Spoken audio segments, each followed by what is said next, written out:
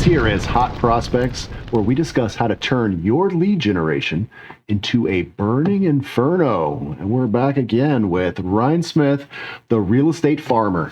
Now, Ryan, I know you've got a lot of experience with real estate farming. It's really how you make your niche. It's what you teach agents how to do. And so I wanted to talk about an unconventional farming method, one that I did when I was a newish agent, which is out-of-state owners.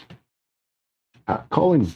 Go ahead. I'm going to say in Canada, it would be out of province for us up here because we don't have states, but it definitely is effective. I want to hear what you did and how that works. So the idea here is that we're going to try to find people who own real property locally, but they live remotely. So whether it's out of state or just out of the region, it doesn't have to be out of state per se. But what I did was I went into when the MLS first went online, then they had some really great tools. And one of them was a tool that would allow for you to see the mailing address of the tax bill.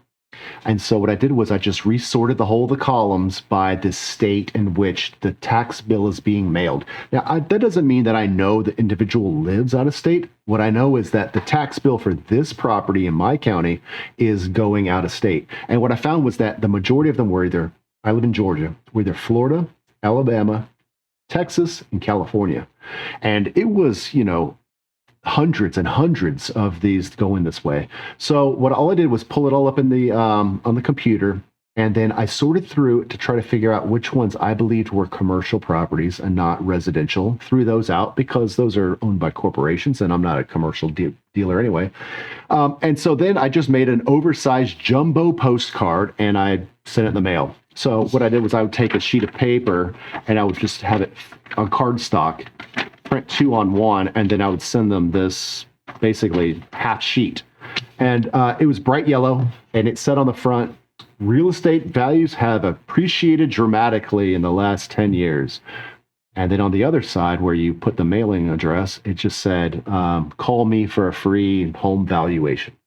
And I would get 3 to 5 phone calls for every 100 that I'd send out, which was pretty good. The problem that I had there in the very beginning was, and those who know me have heard the story before, was that people would call me up and say, hey, I got your postcard. Tell me, how much is my house worth? And I'd say, great, give me your address. And what I would do, Ryan, is I would get in the car and drive over there. I'd take a picture. This is before the MLS had really gone big on the internet. In fact, in our local MLS, there was only one picture of your house, and the MLS took the picture, and it would be 2 weeks after you got listed. So there wasn't a database for me to look back through. There wasn't a county website where I could go. There was no Google Maps or Google Earth that I could go and look at this. I had to get in the car and drive over there. So I would go take a look. I'd maybe get out and talk to a few people, come back to the office, do a full-blown CMA, call them up. And then my problem was confidence. And I'd say, sort of, kind of, maybe your house is worth 150, maybe 155. I don't know. What do you think? And they'd say, thanks, kid. They'd hang up the phone. 2 weeks later, I'd see that a yard sign in that lawn with somebody else's name on it. So here I am prospecting all these people from out of state, and I was losing them. So one day, guy calls, and I told him, here's what I did. I got in the car and I drove over there, and I looked at your property, and I did all this. I took an hour to figure out how much I think your house is worth, and I think it's worth $150,000. Here's how much I charge, and here's how long it'll take before I think I can have it under contract. So just give me a fax number. That's what we used back then. And I'll send you over the listing documents.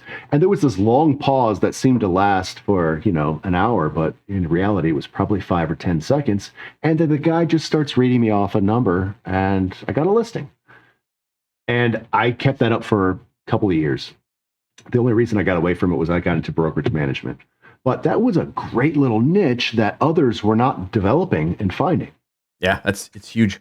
I've seen that done. A colleague of mine do that with investment properties. So he would do it as multi-unit properties, and he would do the same thing. It would be out of town, doesn't have to be out of state necessarily, and he would assume that they were a secondary owner property, and he did a whole market report for out of town people, and it worked really well. But you have to put the time up front, and I think a lot of agents struggle with setting the framework up front in place to get it. You got to go to the town or the records and pull them all together. But most people aren't doing that, and that's where there's an opportunity to do it. you have to also then have the follow-up in place. Like you said, you kind of bumbled through it until you figured it out. So what would you say then was the turning point for you? That was, you mentioned that moment. Frustration. Good. Absolute frustration. And the thing was, I was 25 years old. I looked like I was 14. This is pre-beard. And so but the thing is, I had the same voice. And even when I was 16, I'd answer the phone at home and people thought I was my father. So I knew that I had that advantage there. So I just started telling them all the statistics that I found. I would say, here's the average days on market. Here's the sales to list price ratio. Here's the average sales price. And here's how much I think your house is worth. I believe if I listed at this number, I could get you this price within this number of days. What do you think? And it just went from sort of kind of maybe to, yeah, you're my guy. You're obviously saying things that seem right. I would also like to add that the type of owner, the seller that I was finding was kind of surprising. I thought, like you had mentioned, that they would be investors, but they weren't.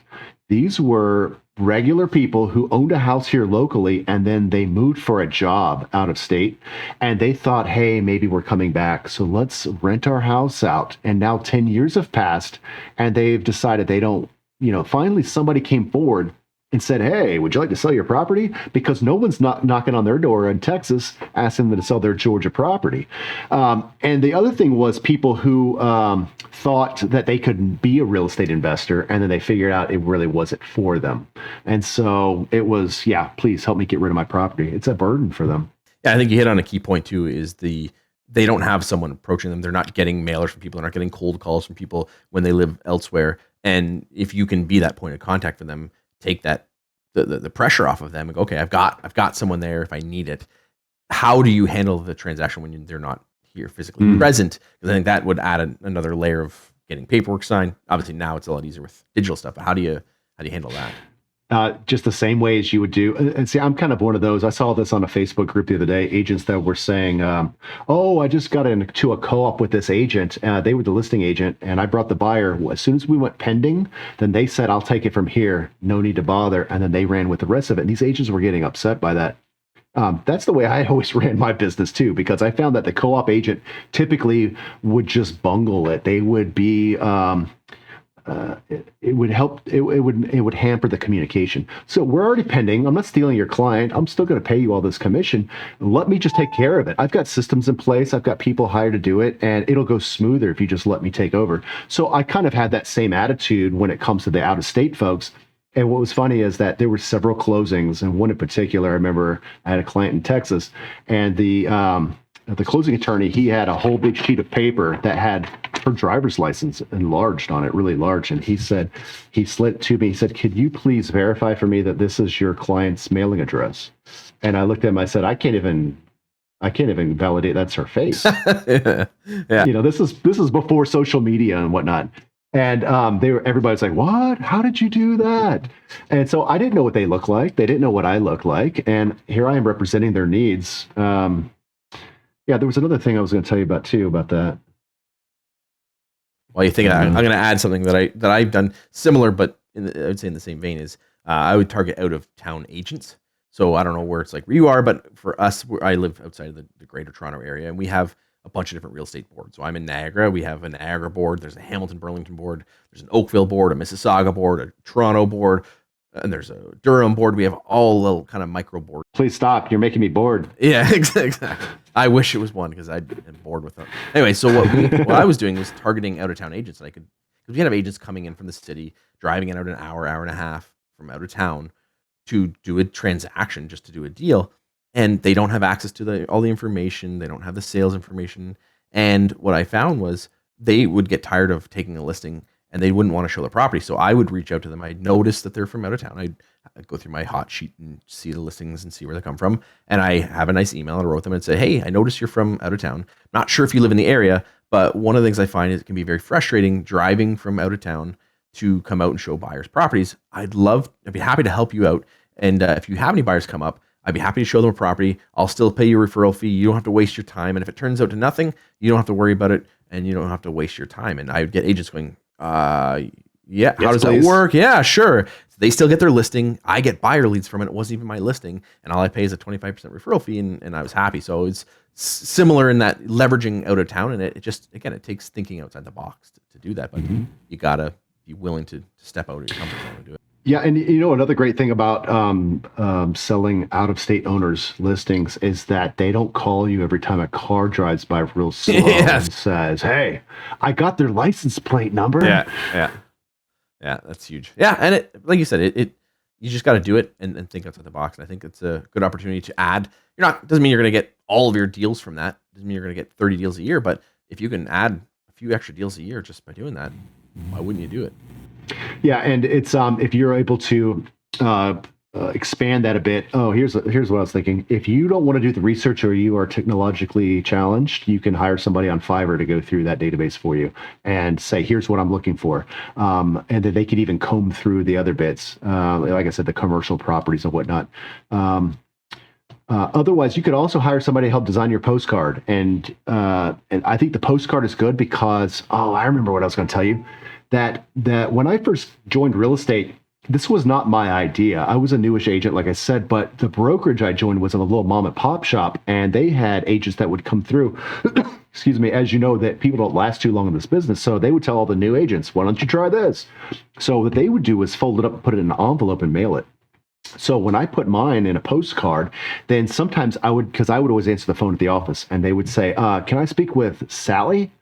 "Sorry, Sally doesn't work here anymore." "Well, can I talk to Bob?" "Bob doesn't work here anymore either." "Can I talk to Ted?" "Nope, sorry, there's no Ted." Like, "How about Peter?" I'm like, "Yeah, that's me." They're like, "Great, I got this letter from you in the mail." And so this would happen quite frequently. And so I would ask them, "Why did you ask for those other people?" And of course, I knew those were the names of the agents who had come before me. And they said they kept them. They kept all these letters. And so it wasn't coming steady to them. It wasn't because Bob gave up on this 5 years ago. Sally gave up on this 2 years ago, and they only did it for a couple months to begin with. But these out-of-state owners were saving that because that is the only connection they had back to this area. So I was in the right place at the right time. Consistency, like you said before, so many times, that's where it pays. Got to do it. Yep. Just got to do it and do it consistently. If you out there listening to this found value in this conversation, then, give us a thumbs up, watch another video, share it with your friends. Ryan, thanks for the insight. Thanks. Let's do it again.